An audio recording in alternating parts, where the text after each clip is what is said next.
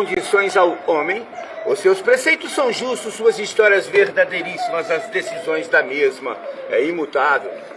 Lendo ela lentamente a oração, você se torna santo. Quem pratica o que ela ensina é sábio. Por quê?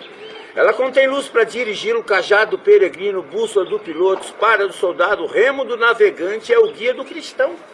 Por ela o paraíso é restaurado, as portas dos céus são abertas, a do inferno é descoberta, porém o maior tema da Bíblia é Jesus. Jesus, ele morreu em uma cruz contendo 2 madeiros. Por nome, o madeiro maior da cruz chama-se patíbulo, a menor que corta chama-se haste transcendental, ou a própria haste que transcende. A Bíblia é composta de 66 livros. São 39 livros no Velho Testamento, é 27 no Novo, 39 com 27 é 66, conforme eu falei. O primeiro livro é Gênesis, conhecido como Alfa, o princípio, e o último, Apocalipse, o ômega, fim. Primeiro é Gênesis, o segundo é Êxodo, o terceiro é Levítico, o quarto é Números, o quinto é o Deuteronômio, o quinto e último livro que Moisés escreveu, conhecido como Pentateuco.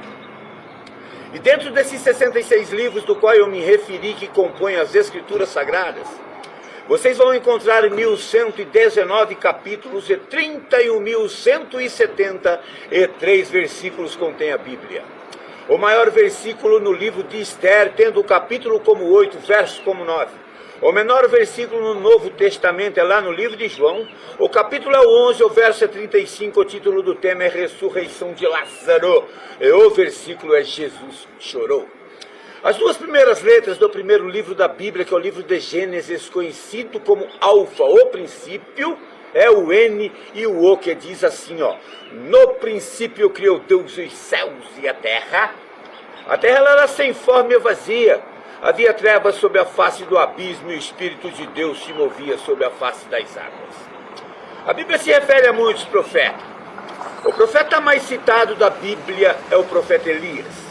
A última vez que a Bíblia se refere sobre o profeta Elias no Velho Testamento se encontra no último livro do Velho Testamento, que é Malaquias, no último capítulo, que é o 4, no penúltimo versículo, que é o 5, dizendo assim, ó: eis que eu vos envio o profeta Elias, antes que venha o dia terrível e tremendo do Senhor.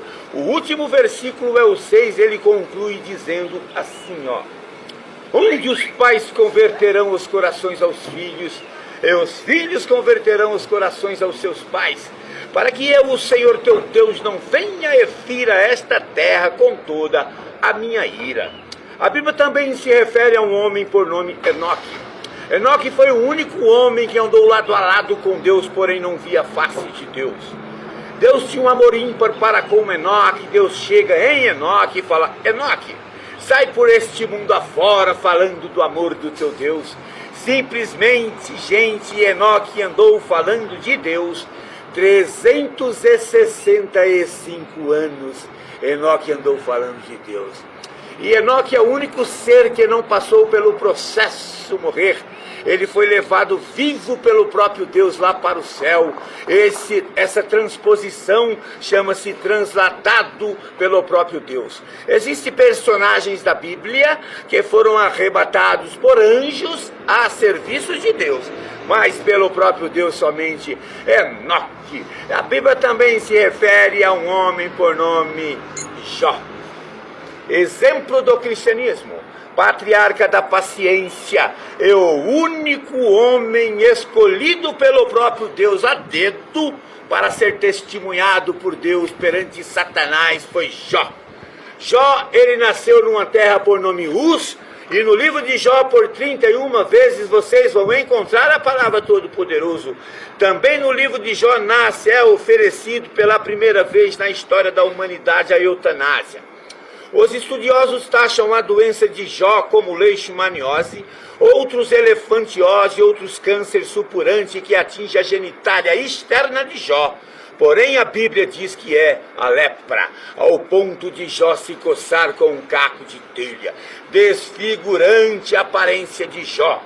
Jó, ele raspa sua cabeça, rasgando o seu manto. Ele lança-se nu sobre o pó da terra, com o rosto tornou pó da terra, e o corpo também. Creio eu para sentir o frescor da terra pelas chagas que havia em seu corpo, mas em nenhum instante Jó blasfema de Deus nesta prova. Jó não blasfema de Deus, ele amaldiçoa o dia do seu natalício, o dia do seu nascimento, mas blasfemar perante Deus, contra Deus, jamais Jó fez isso. E Jó está ali naquela situação, na terra nu, e mesmo assim dizendo: bendito seja Deus, adorando o Todo-Poderoso. Neste momento a mulher de Jó chega e encontra ele naquela situação desfigurante. Ela não se contém de ver Jó adorando Deus, ela fala: homem, homem, homem. Olha a situação que você se encontra, homem, e tu ainda fica retendo fidelidade a esse teu Deus aí, homem. Você está apodrecendo vivo. O melhor que você tem a fazer, homem, é amaldiçoar este teu Deus e morrer. Ela acaba de oferecer a ele a eutanásia. A Bíblia diz que Jó, com um sacrifício imenso, olha para ela e diz: mulher, mulher, mulher, como uma louca fala tu, mulher?